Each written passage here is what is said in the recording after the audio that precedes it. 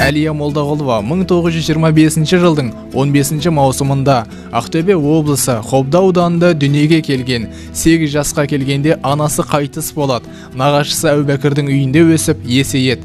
1942 жылы өз еркімен майданға аттанып, Мергендер мектебін үздік бітірді. Соған қарамастан оны біраз уақытқа дейін атыс шабыс алаңына жақындатпады. Бірақ жас қазақ қызы алға ұмтылды, жауға қарсы оқ жаудыруға асықты. 1943 жылы снайперлер дайындау мектебін аяқтайды. Сол жылы арнайы атқыштар бригадасының снайпері болған. Ұрыс таласында жау әскерінің 30-дан аса сарбазы мен офицерінің көзін жойды. 19 жасар Әлияны майдандастары шығыс жұлдызы деп те атаған. Батыр қыз 1944 жылы 14 қаңтарда Псков облысының Новосокольники ауданында қаза тапты.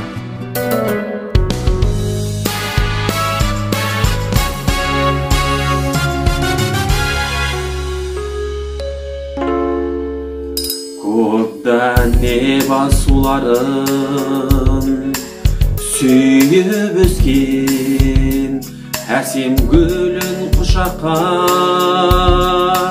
жиып өскен, жиып өскен, жиып өскен.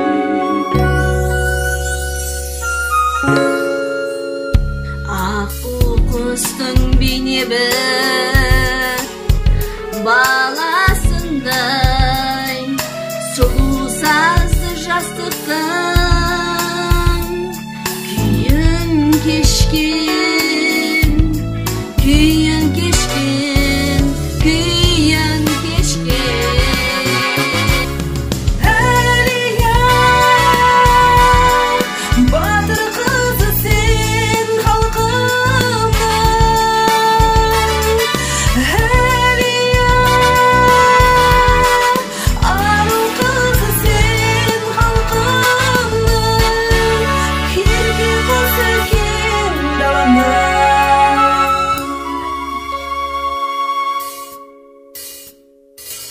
Шолпан жұлдыз өзіңсің, шоқтай жарық, көз алмаймыз көркіңнен.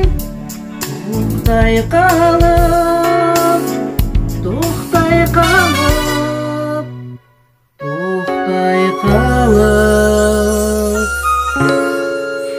Туған жердің төсінде мәңгілікке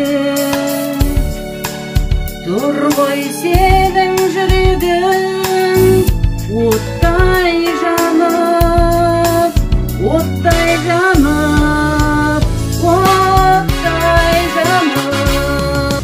Әлия, батыр қызы сен халқымның. Әлия, ару қызы сен халқымның. Екосы кең даламның.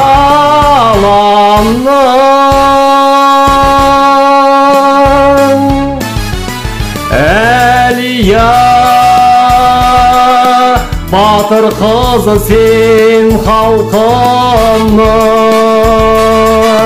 Әлия, ару қызы сен халқымның. Ерке құсы кең даламның. Әлия,